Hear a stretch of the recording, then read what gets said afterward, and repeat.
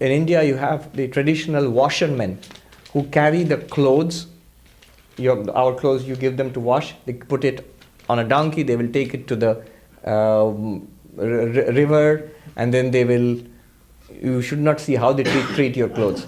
They will pound it and on the river, but they really make it clean. It really works. And then they'll spread it out on the rocks. You'll see thousands of clothes out on the river bank on the rocks, and they'll wait the whole day until the clothes are dried. So that's a natural dryer, natural washing machine and natural dryer. And then they will pack it, they'll fold it nicely, put it on the donkey and bring it back home, and next day go and deliver it to your home. Now this man who is to do this for his living, one day when he came to the river bank with the clothes of the donkey, then he suddenly saw to his horror he had forgotten to bring the rope with which he would tie the donkey to a tree. Now he would have to go all the way back home, because he can't do his work if the donkey is untied. It will just wander away. And he's a poor man, he can't afford another donkey. It's like getting a new SUV or something. So what does he do? And there's this gentleman walking past, obviously a well-educated person, and this poor man asks, "Sir, what can I do?" And the gentleman says, "Oh, don't worry. All you do is go near the donkey, make sure he's seeing you, and act as if you're tying the donkey."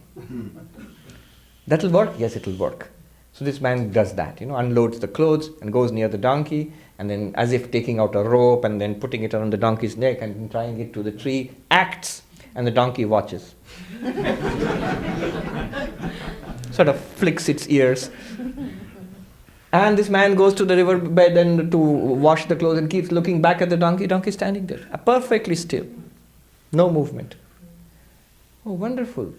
And then when the time is in the evening, it has come, he has packed up all the clothes, he loads on the donkey and tells the donkey, "Now move."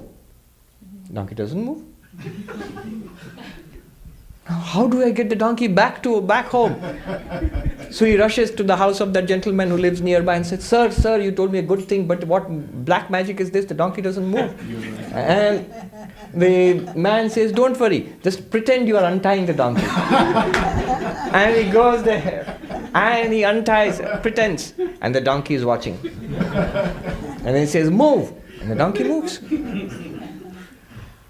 We are not tired. We are nowhere there is any bondage. We are not tied anywhere. But we think we are. And then we suffer.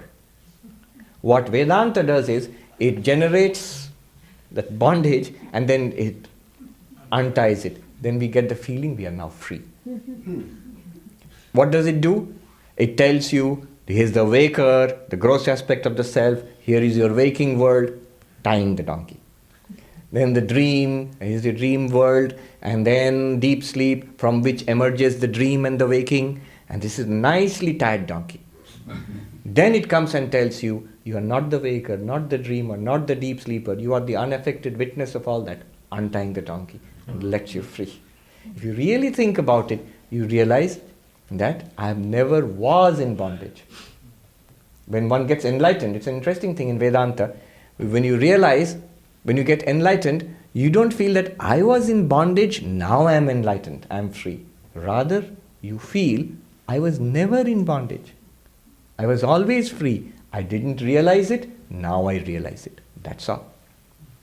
Then this very question of the confusion itself will not come.